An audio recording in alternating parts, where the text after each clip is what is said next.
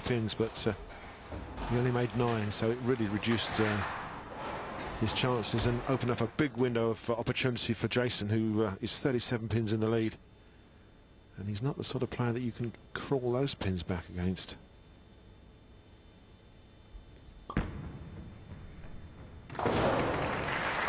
So from frame number 1, my friend from Saudi Arabia is very much under pressure. He's going to have to dig deep now and be nice and easy. He's just going to have to read the sticker on his shoe. That's what it says, just a little mental note. It's a cue, a mental cue that he uses to remind him how he wants to swing his arm. And a lot of players do use that nice and easy phrase. It works for them. Great work from Belmonte to open his account up with a strike. Jens Nickel looks on, enjoying himself here, first round loser. The man that was beaten by Belmonte. Nothing nice and easy about this shot. It's all blast and thunder, isn't it? Absolutely rips the rack. Those pins stand no chance.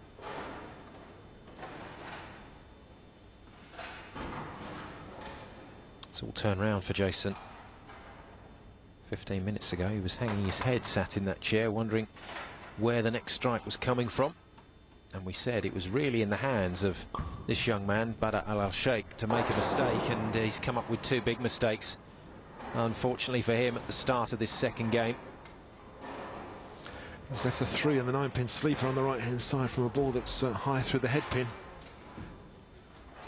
Frustrated look on his face now. What's gone wrong? Has the lane changed? Or maybe he's now looking to make changes, but he's running out of frames. Maybe he needs to change something in his setup just to get back in that pocket. In the meantime, Belmonte looks on, sitting with a strike in frame number 1 and the opportunity to double up in frame 2. So a 37-pin lead could well be extended here.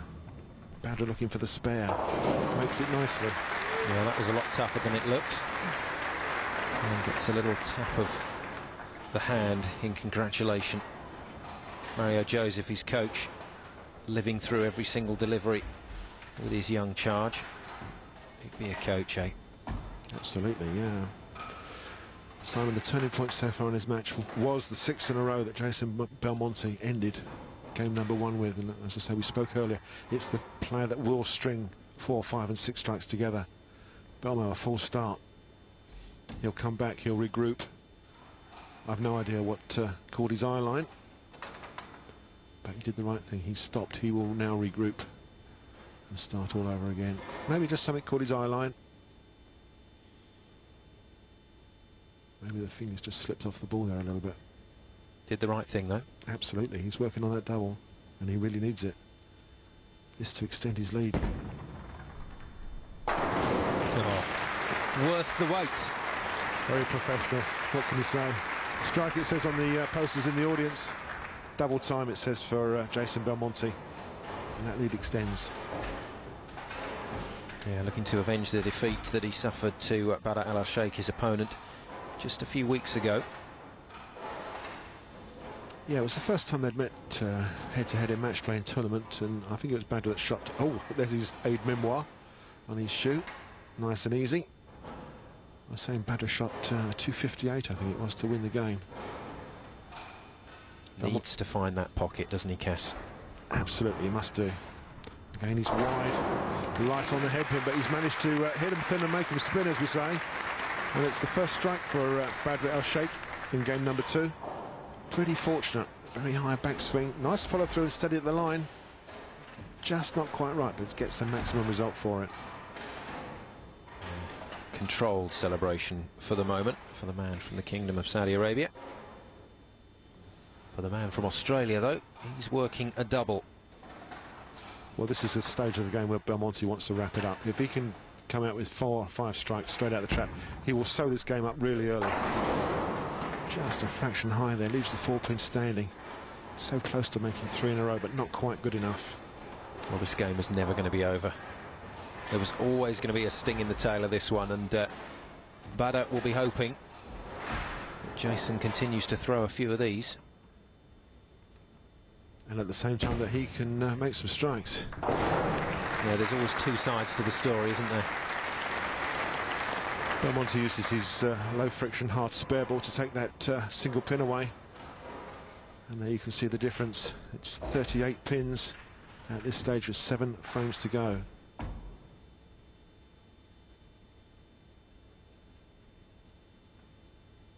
There's the sticker. Nice and easy. Well, it's helping him remember that that's what he has to do. It's so easy in this short format in front of the crowd to get carried away. And you start doing all sorts of things you wouldn't normally do in training. Well, he's unlucky there. A couple of really decent messengers flying, but none of them went near the 10-pin. The one thing he really didn't need was a ringing 10-pin in the pocket. Gets back on his strike line, looking for the double. He's almost down on one knee, and that is so frustrating. I can't quite read his lips and say what he's saying. He really needed that double, and unfortunately, it can only be a spare. You'll have to straighten this spare ball out, slide it across the lane from the left-hand side. Nice and straight, no room for error. It's good enough. It's, spares are not what Badr needs at this particular time.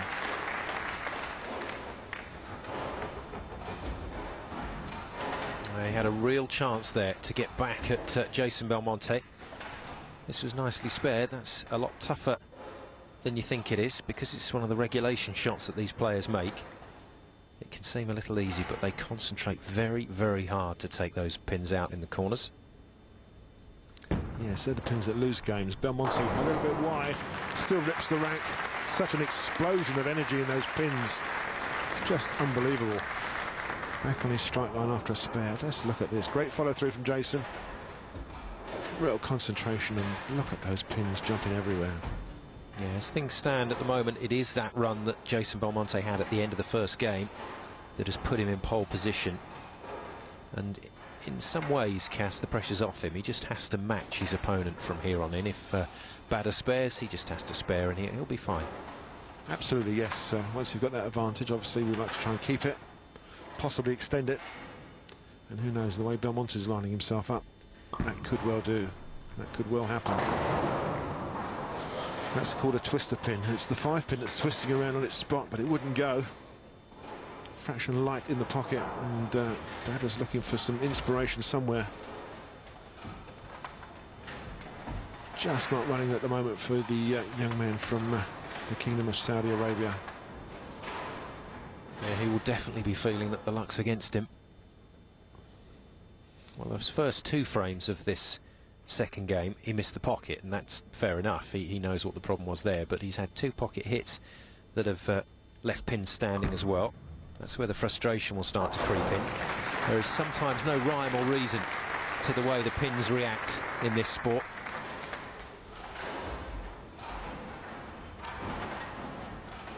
Very fortunate.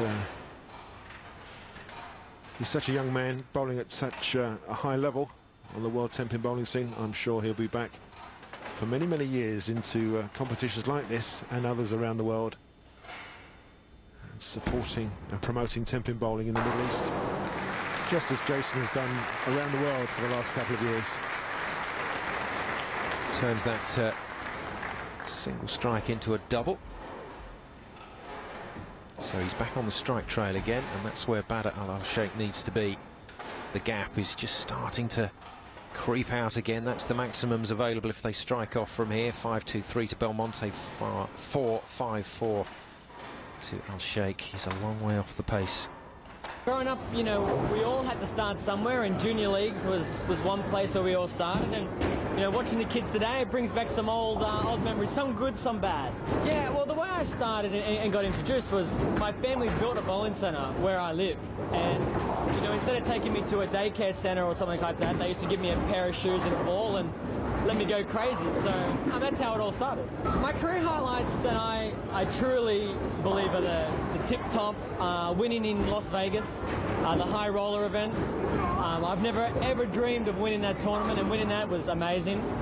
Bowling 300 on this particular program I mean, I've seen the program, and to bowl 300 is a dream come true. The World Masters is one of the most exciting and prestigious tournaments of the year, and it comes around once a year, and it's an invitational, so if you don't come, you don't get a chance to bowl it. So every year it's really special, and if you can put this on your CV and say you've won it, you know, there are millions and millions of bowlers out there that want to play this tournament, and not many people get the opportunity. So me personally, winning the Masters is, it's right up there.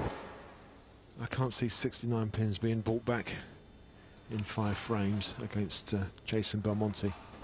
The young man's just got to sort his line out. He's changed the ball, and unfortunately that one just sailed on a bit straight. Got to the pocket, but didn't hook up. There was no reaction in the back end. Leaves himself the 2 and the 7 pin split in the corner. Some great camera work from our guys down on in the arena. Just didn't react the way he wanted. Made the change because he needed something extra to get back into the match. Unfortunately, it didn't appear to be the right change. An almost realisation after that last shot when he looked across at coach Mario Joseph that maybe this one has eluded him. Oh, great spare. That's just super bowling. Yeah, it slides the ball between the 2 and the 7. Bounces the ball off one to the other. Good looking spare. Unfortunately, spares are not what he needs right now. He needs some strikes and a bit of inspiration. But as I say, he's presented himself well at this tournament. He's the debutant, he's the new boy. I'm sure we'll be seeing him again if in fact this is the end of his event. He's a very likeable guy. Spends a lot of time chatting away with everybody at the event. But as you say, Cass, we'll see him many, many times in the future. Belmonte, a turkey for him. That might just have put the lid on this match. To go with the double that he started with in frames 1 and 2, he's pacing 279 for this second game. It'll be fantastic if he can go right off the sheet.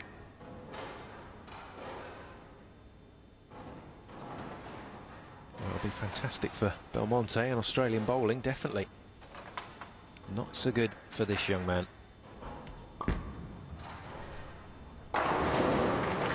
Very well done.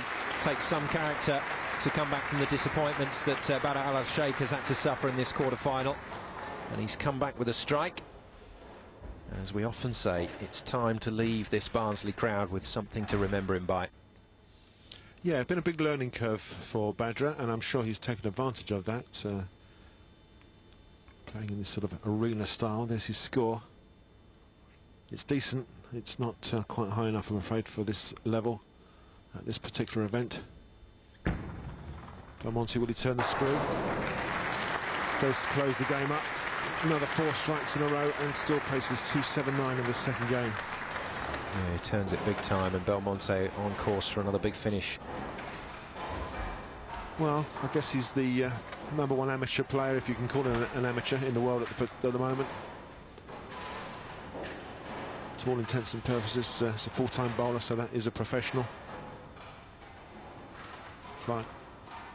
Flying off to Florida, he tells me, after this event, and then back to Sweden, Middle East, and eventually gets back home to South Australia in about 3 weeks' time. That's better. Messenger doing its job this time for Badr, and he turns in a double. Probably too little, too late. But a nice couple of words exchanged between he and Belmonte.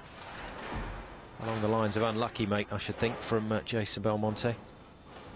But yeah, as I say, they've met before in competition, and you know, they acknowledge one another's and respect one another. For Badr, it's almost a damage limitation job just at the moment. Belmonte's on a rip-up, absolutely ripping this lane apart. 5-bagger for Belmonte. I guess we can start to talk about the semi-final then. The 2Bs, Belmonte versus Barnes, the world's top amateur, versus many people's choice as the world's top pro. Certainly going to be a match that could have been the final, but yes, it will be the first semi-final. The Battle of the Bees. Monte's looking pretty relaxed now. I think he's very much aware that the game is over. He's certainly not going to give anything away. The Badra can't catch up. Nice work though, Turkey from Badr Al-Sheikh, and as I said before, character required to keep smiling through this, to try and turn in the best possible finish that you can get, because there's always that never say never element to Tempin. But with Belmonte in this sort of form, I think you can pretty much rule that out. 4-4-2, the maximum still available if he can strike off the sheet from here. Yeah, he'll be through the 200 barrier for the second game. One more for Belmo. Not quite, just a fraction high on the hairpin. Leaves the 4 and the 7 standing in the corner. He's not going to worry about that. A straightforward spare.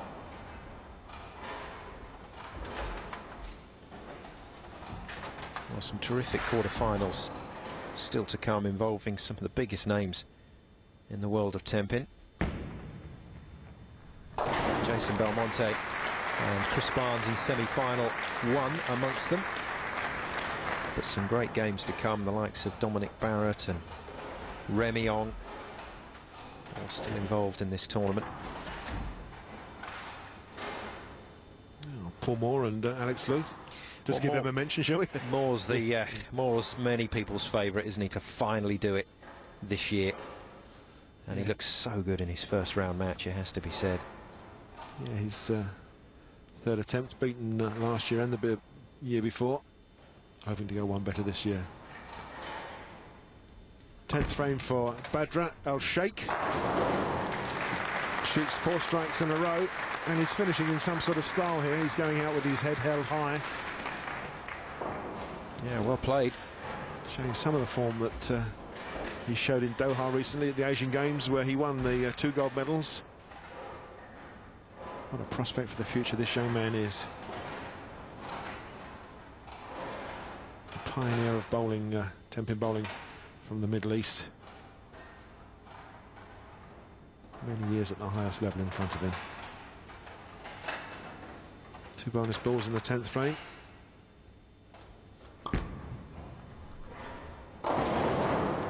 Well, I just tried to open the lane up and open his shoulders up on that last shot, but it didn't quite work. A little wry smile. Gives himself the 2-8 and the 10 pin. Not a nasty split, but it doesn't matter. It's the 10th frame, and unfortunately the match is all over for Badr. Nice to see that sort of reaction, though. Very easy to get yourself into a downward spiral of emotions when things aren't going your way on this single lane. Good work. Just took those 2 pins out, but leaves it open as he did in the first game in the second. And that means that Jason Belmonte can come out to throw his final 3 balls and enjoy himself a little bit. We had a lot of enjoyment in his game with Jens Nickel. We had 2 trick shots to finish off from Belmo. And with that strike, I think the crowd will demand that we see something.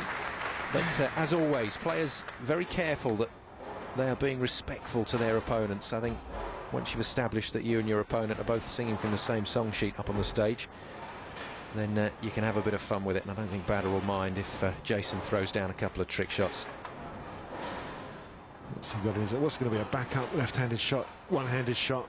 Could be one through his legs, maybe. Well, the between the legs, he says he hasn't made that many times, but he certainly nailed it for us in the first round, and it was a cracker. Yep, no, he's just taking a rest while we have a re-rack. The pins haven't quite appeared.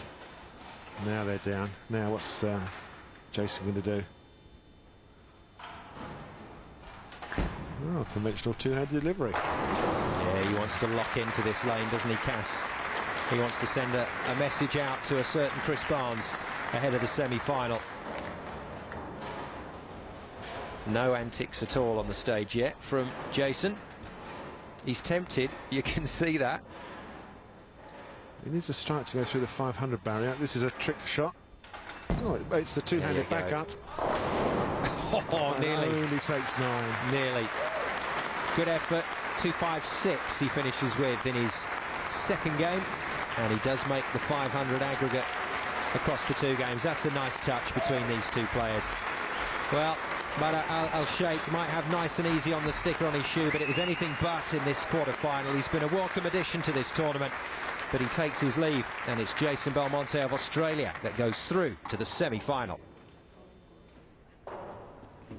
So 2 quarter-finals settled, and the defending champion Chris Barnes knows he'll face a red-hot Jason Belmonte in the semi-finals. Next up, Alex Liu of Malaysia takes on Paul Moore of England, a runner-up here for the past 2 years. These bowlers are all great friends, but at the lane there's no time to play nice. Jason Belmonte took the lead with some impressive deliveries to win his place in the semi-final. Alex Liu, Asian ranking #1, and Paul Moore with a string of wins to his name join us next time to take their place in the semi-final. Don't forget to be there for the partypoker.net World 10-Pin Masters.